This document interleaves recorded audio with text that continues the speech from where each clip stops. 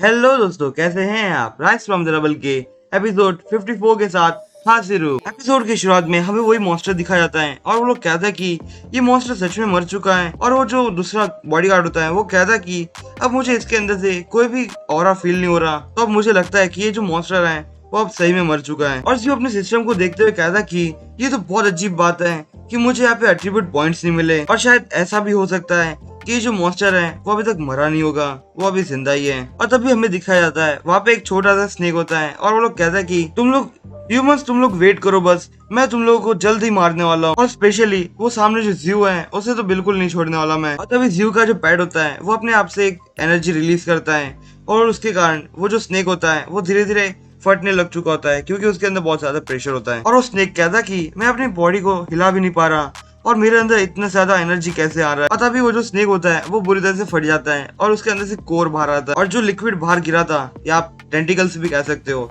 वो जलने लग चुका होता है इस बार। और अभी एक सही मात्रा में वो मॉन्स्टर मर चुका है। अब वो रिस्पॉन नहीं हो सकता क्योंकि अब वो जल चुका है बुरी तरह से। अभी सिस्टम ज़्यू को उस मॉन्स्टर के मरने के बाद फिर से एट्रीब्यूट पॉइंट्स में करेक्शन करके बताता है कि उसे 6 एट्रीब्यूट पॉइंट्स मिले हैं। और ज़्यू कहता है कि अब वो मॉन्स्टर फाइनली मर चुका है और इसका नाम एक्चुअल में रियल नेम ब्लैक सर्पिएंट था। वो स्नेक मॉन्स्टर का नाम है एक्चुअल में, जो रियल नेम है। और ज़्यू कहता है कि इतने अच्छे मॉन्स्टर को मैंने इतनी जल्दी मार दिया, और वो भी ए रैंक का था ऊपर से।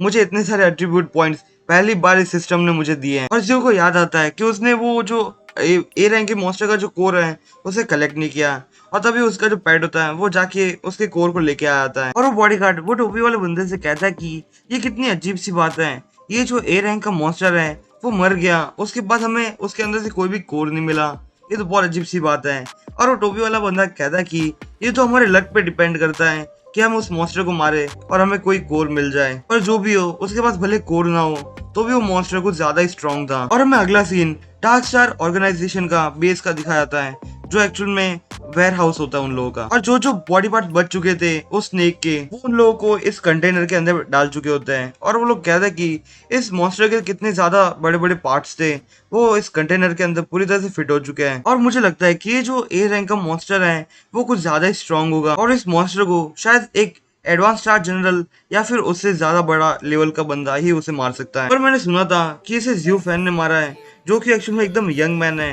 वो ऐसा लगता नहीं कि वो एक एडवांस स्टार जनरल है, पर वो सच में बैटलफील्ड पे वो बहुत ज्यादा स्ट्रॉन्ग हो जाता है। और तभी ज़्यू वेयर हाउस के रजिस्टर एरिया पे जाता है और उसे एक्चुअल में रिवॉर्ड मिल रहे होते हैं। और ज़्यू उस रिवॉर्ड को देखते हुए कहता है कि यहाँ पे तो कितने अच्छे अच्छे रिवॉर्ड्स हैं, मुझे बहुत पसंद आए। हैंक ज़्यू से कहते कि यहाँ पे जितने भी मॉन्स्टर्स हैं और अगर तुमने उन्हें मारा हो तो तुम्हारी आइडेंटिटी पे डिसाइड होता है कि तुम्हें कितने अच्छे रिवॉर्ड्स मिलेंगे। और इस बार तो हम लोग कुछ ज्यादा ही लकी थे कि हमने एक ए रैंक के मॉन्स्टर्स को मारा, और वो भी कुछ ज्यादा स्ट्रॉन्ग था, इसलिए हमें बहुत अच्छे अच्छे रिवॉर्ड्स मिल गए। और जियो अपने मन में कहता है कि उस मॉन्स्टर को मारने के बाद मेरे पास वो कोर आ चुका था, जो कि मैंने किसी को बताया नहीं कि मेरे पास वो कोर है। पर चलो, ये जो डार्क स्टार ऑर्गेनाइजेशन है वो लोग मुझे एक्स्ट्रा के रिवॉर्ड देना ही चाहता है, तो मैं उसे मना तो नहीं कर सकता।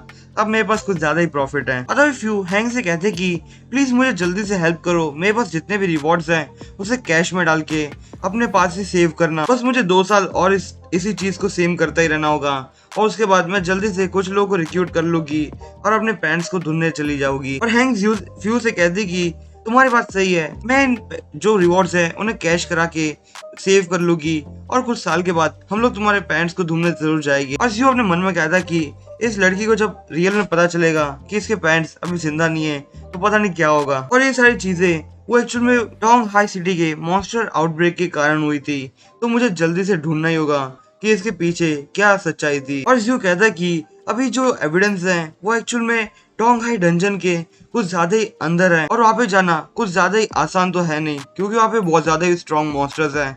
और अगर मेरे सामना फिर से वही बड़े स्नेक के साथ होता है तो अब मुझे नहीं लगता कि मैं उसके सामने जीत भी पाऊंगा, क्योंकि अब मेरे पास बिल्कुल भी स्टेमिना बचा नहीं है कि मैं उसके साथ बैटल कर सकूं। पर अब मेरे पास सिर्फ एक ही रास्ता है कि मैं अपने आप को जल्द से जल्द जितना हो सके उतना स्ट्रॉन्ग बना लूं। और तभी हैंग ज़्यू से कहते कि तुमने तुम्हारे जो रिवॉर्ड्स हैं उसे सिलेक्ट कर लिया गया, और तुम भी एक्चुअल में बी रैंक की स्किल को सिलेक्ट कर लो, पर वो एक्चुअल में अभी स्टार्ट नहीं हुई है, वो बहुत जल्दी स्टार्ट हो जाएगी। और तभी ज़्यू के पास 2 लड़कियां आ जाती हैं और वो लोग कहते कि तुम ही वो ब्रेव लड़की हो ना जिसने आज वो बड़े से मॉन्स्टर को मारा था। और यहाँ पे ज़्यू एक्चुअल में शर्मा रहा होता है। और अगला सीन हमें वही लीडर का दिखाया जाता है जो म्यू के साथ बैठी हुई होती है, और म्यू अपने मन में कह दे कि मुझे इस औरत को इस कंडीशन में वापस देखना ही नहीं था। और वो लीडर जियो से पूछती कि जियो नहीं, म्यू से पूछती कि तुम हमारे जो रेस्क्यू मिशन थे उससे सेटिस्फाइड हो चुकी हो या फिर तुम्हें और भी कुछ चाहिए। म्यू से कहते कि तुम्हारी रेस्क्यू मिशन की जो टीम थी वो बिल्कुल अच्छी थी, उन्होंने बहुत अच्छी तरह से हमें रेस्क्यू किया था वहां से। और म्यू अपने मन में कह दे कि मुझे पता है कि इसको मेरे और जियो के बारे में सब कुछ पता है कि हम दोनों के बीच में क्या चल रहा है। और वो लीडर म्यू से कह दे कि मैं तुम्हें एक एडवाइस देना चाहती हूँ, मैं यहाँ पे डार्क स्टार ऑर्गेनाइजेशन की हेड हूँ, तो मैं यहाँ पे तुम्हें कुछ दिन तक रहने दे सकती हूँ। अगर मैं तुम्हें एक फ्रेंड की तरह सजेशन दूं तो मैं तुम्हें मना ही करूंगी कि तुम यहाँ पे जरा भी देर यहाँ पे रुको, क्योंकि तुम्हारी जो जान है उसे खतरा हो सकता है, क्योंकि यहाँ पे बहुत से लोग तुम्हें मारने के लिए भी आए हुए हैं। और तभी म्यू का बॉडीगार्ड आता है और वो कहता है कि अब मुझे लगता है कि यहाँ पे जितने मैटर्स थे वो अब खत्म हो चुके हैं, तो हम लोग यहाँ से सेफली निकल सकते हैं। और यहाँ पे जो म्यू का जो बॉडीगार्ड है उसका नाम एक्चुअल में अंकल बो है। म्यू अंकल बाओ से कहते कि अंकल बाओ, अगर आप मेरे साइड पे हो तो कोई भी मुझे मार नहीं सकता। और किस किस को यहाँ पे इस डायलॉग को सुन के बाहुबली की वो वाली स्क्रिप्ट याद आ रही हो, कमेंट में मुझे जरूर बताना। अंकल वो म्यू से कहते कि मैं तुम्हारे लिए चिंता में हूँ, क्योंकि यहाँ पे कितने सारे मॉन्स्टर्स ऐसे हैं कि वो बहुत ज्यादा स्ट्रॉन्ग है।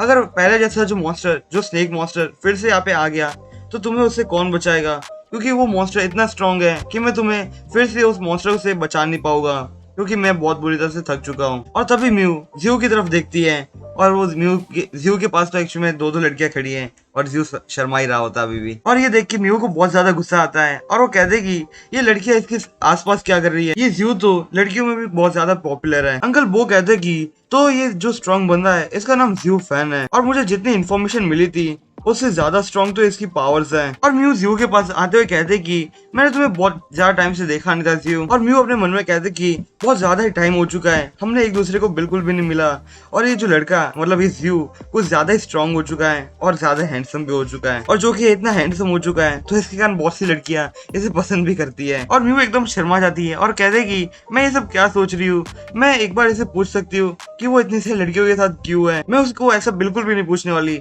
अगर मैं उसे ऐसा पूछूंगी तो ये बहुत अजीब सा लगेगा, और मैं उसकी सिर्फ एक बहुत अच्छी फ्रेंड हूँ। जियो अपने मन में कहता है कि ये बहुत ज्यादा ही टाइम हो चुका था, मैंने म्यू को बहुत टाइम से देखा ही नहीं, और जो कि इतने टाइम के बाद मैं म्यू को मिल रहा हूँ वो बहुत ज्यादा प्रिटी हो चुकी है और बहुत ज्यादा अच्छी भी लग रही है अब। और यहाँ पे क्या चल रहा है मुझे बिल्कुल भी पता नहीं चल रहा है, और अब मैं क्या बोल रहा हूँ वो मुझे बिल्कुल भी समझ नहीं आ रहा। ये मैं मेरी बात नहीं कर रहा हूँ, ये जियो बोल रहा है। और वो दोनों एक दूसरे से एक ही टाइम पे पूछते हैं कि कितना ज्यादा टाइम हो चुका है और हम दोनों एक दूसरे को मिले नहीं थे। और जो लोग म्यू के साथ एक्चुअल में थे वो लोग एकदम गुस्से में आते हैं और वो लोग कहते हैं कि ये मिस म्यू इस छोटे से लड़के के साथ लव में है, वो बहुत अजीब सी बात है, मैं इस चीज के लिए कभी भी एग्री नहीं होने वाला। जियो म्यू से कहता है कि बहुत ज्यादा टाइम हो चुका था और मैंने तुम्हें मिला नहीं था, इसके कारण मैं तुम्हें पहली बार जब देखा था तब मैं तुम्हें पहचान ही नहीं पाया था कि तुम म्यू हो। और म्यू कहती कि तुम्हारा मतलब क्या है कि मैं पहले से ज्यादा अगली हो चुकी हूँ, और यहाँ पे अगली का मतलब अलग या अजीब। जियो से मना करते हुए कहता कि मेरा ये मतलब नहीं था, मैं कह रहा था कि तुम बहुत अच्छी दिख रही हो, बिल्कुल पहले से भी ज्यादा अच्छी लग रही हो यहाँ पे तो। और म्यू एक्चुअली में पास्ट की सारी बातें याद करने लग जाती है, जब जियो ने उसे पहली बार जब मिला था और बचाने लग रहा था, और वो ये सारी बातें याद करके एकदम ज्यादा शर्माने लग चुकी होती है। म्यू जियो से पूछती है कि तुम्हारा कितना प्लान है कि तुम इस ऑर्गेनाइजेशन के अंदर कितने दिन तक यहाँ पे रुकने वाले हो और तुम यहाँ से कहाँ जाने वाले हो। जियो से कहता कि मैं यहाँ से सीधा डोंग हाई सिटी के डीपर एरिया में जाऊंगा, जो एक में डंजन की बात कर रहा है। म्यू कहते कि मुझे लगा ही था तुम यहाँ पे डोंग हाई सिटी के डंजन के पीछे यहाँ पे आए होगे, और तुम्हें पता है कि डोंग हाई सिटी की जो डंजन है वो कितनी खतरनाक है और वो बहुत ज्यादा ही डीप है, और जैसे जैसे तुम डीप जाते रहोगे वैसे वैसे वहाँ पे तुम्हें बहुत खतरनाक मॉन्स्टर्स भी मिल सकते हैं, और अगर तुम वहाँ पे जाते रहोगे तो वहाँ पे तुम्हें बड़े बड़े स्नेक्स मिलेंगे जिसके साथ तुमने अभी बैटल किया था। और मैं तुम्हें एक बात बताना भूल ही गई, तुम जैसे और भी ज्यादा अंदर जाते जाओगे तो तुम्हें वहाँ पे और भी ज्यादा रैंक के, जो ए रैंक से भी ज्यादा हाई रैंक पे होगे, वो मॉन्स्टर्स देखने मिलेंगे और वो बहुत ज्यादा स्ट्रॉन्ग होने वाला है। और मॉन्स्टर्स का रैंक एक्चुअल में war God S rank monsters में गिना जाता है। जियो म्यू से कहता है कि मैं तुम्हारी सारी बातें समझ चुका हूँ, और अब मुझे लगता है कि वो जो डोंग हाई सिटी का जो डंजन है वो बहुत ज्यादा स्ट्रॉन्ग है, और मेरी एबिलिटी इतनी अच्छी नहीं है कि मैं उस डंजन में ऐसे ही जा पाऊंगा, पर मुझे वहाँ पे जाना ही होगा, क्योंकि वहाँ पे जो एविडेंस है वो एक्चुअली मेरे फादर के रिलेटेड है, इसलिए मेरा बहुत ज्यादा इंपॉर्टेंट है कि मैं वहाँ पे जाऊँ और वहाँ से एविडेंस लेके आऊँ। म्यू कहते कि मैं तुम्हारी बात को समझ चुकी हूँ, पर वहाँ पे जाना बहुत ज्यादा डेंजरस होगा, इसलिए मैं भी तुम्हारे साथ आने वाली हूँ। मैं तुम्हें वहाँ पे अकेले तो नहीं जाने देने वाली, इसलिए हम लोग साथ में ही चलते हैं वहाँ पे। अंकल हो और वो जियो मना कर देते हैं इस चीज के लिए, क्योंकि उन्हें भी पता है कि म्यू म्यू को वहाँ पे ले जाना वो बहुत ज्यादा डेंजरस हो सकता है, क्योंकि म्यू म्यू एक्चुअली में बहुत बड़ी फैमिली की एकदम मेन सदस्य की तरह ही है। पर म्यू उन लोगों से पूछती है कि आप लोग मुझे मना क्यों कर रहे हो आप लोगों के साथ आने के लिए। जियो और वो अंकल वो कहते हैं कि वहाँ पे जो डोंगहाई सिटी के जो डंजन्स है वो बहुत ज्यादा ही खतरनाक है और हम लोग बिल्कुल भी रिस्क नहीं ले सकते तुम्हें वहाँ पे ले जाना। मैं उन लोगों से पूछते कि तुम लोगों की बात में अगर मानती हूँ तो तुम लोगों को क्या लगता है कि मैं बहुत ज्यादा वीक हूँ, और अगर तुम लोग भूल चुके हो तो मैं तुम्हें बता दूं कि मैं एक्चुअल में एडवांस स्टार जनरल हूँ और जो कि इतना स्ट्रांग होता है कि वो एक डंजन के अंदर जा ही सकता है। और तुम्हें क्या लगता है कि मैं बिल्कुल भी क्वालिफाइड नहीं हूँ उस डंजन के अंदर जाने के लिए।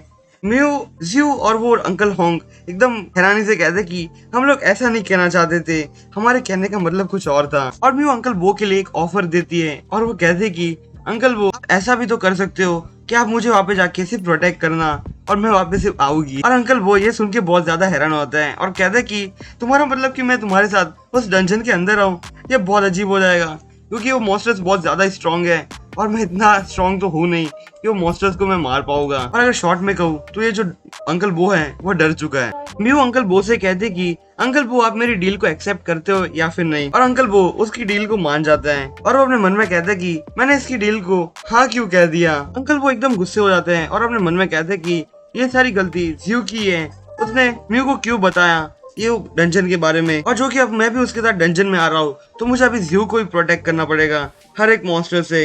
ये बहुत अजीब बात है।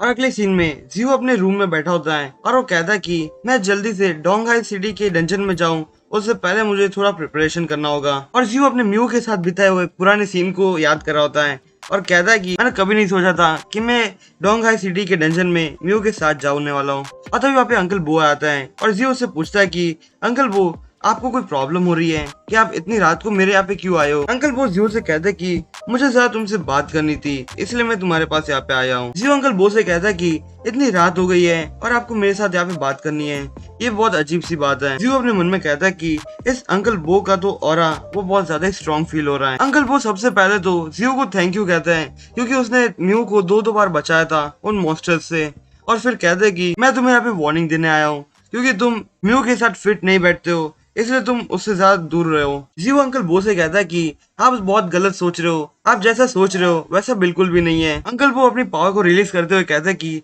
तुम क्या कहना चाहते हो कि मैं तुम जो कह रहे हो वो समझ नहीं सकता। मैंने म्यू को एकदम छोटी बच्ची से अब तक ग्रो होते हुए देखा है और मैंने उसे कभी भी नहीं देखा था कि वो किसी एक लड़के के साथ बात भी कर रही हो या फिर उसके साथ किसी डंजन में जाना पसंद भी करती हो।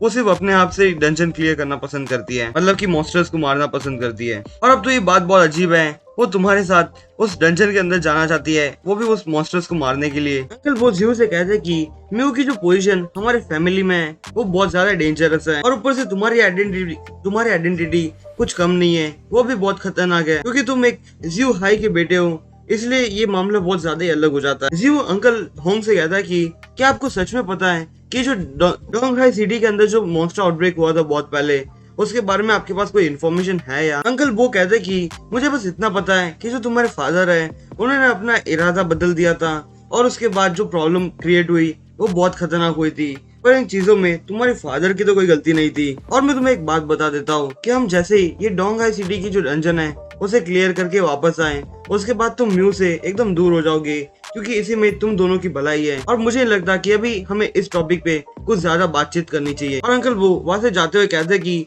तुम्हें इस बारे में एकदम अच्छे से सोचना होगा। और अंकल वो वहां से जाते हुए अपने मन में कहते कि ये जो जियो है उसकी कॉम्बैट एबिलिटी वो बहुत ज्यादा स्ट्रॉन्ग है और वो एक इंटरमीडिएट स्टार जनरल भी है। ये एक परफेक्ट मैच था मेरे म्यू के लिए, पर ये पॉसिबल नहीं हो सकता क्योंकि हमारी फैमिली इस चीज को कभी अलाउ भी नहीं करेगी। जियो कहता है कि फिलहाल मुझे इन चीजों के बारे में बिल्कुल नहीं सोचना चाहिए और मुझे अपना फोकस सीधा उस एविडेंस के ऊपर ही रखना चाहिए जो मेरे फादर ने डोंगहाई डंजन के अंदर छुपाए थे। तभी जो जियो का पैड होता है वो बाहर आता है और वो जियो को बताता है कि यहाँ पे कुछ डेंजरस चीज है, और जियो विंडो की तरफ जाता है और कहता है कि यहाँ पे कुछ अजीब सा है क्या। और तभी वहाँ पे वही टोपी वाला बंदा आता है जो स्नेक मॉन्स्टर को मारा था जिसने, और जियो ने एक्चुअल में उस बंदे को पहचाना नहीं होता है, इसलिए वो उसे कहता है कि ये कौन बंदा है जो एकदम भूत की तरह दिख रहा है। तो दोस्तों आज का एपिसोड बस ये तक। अगर आपको मेरा एक्सप्लेनेशन पसंद आया तो प्लीज मेरे चैनल को सब्सक्राइब कीजिए। मैं आपसे फिर मिलूंगा इस सीरीज के अगले एपिसोड के साथ, तब तक के लिए बाय।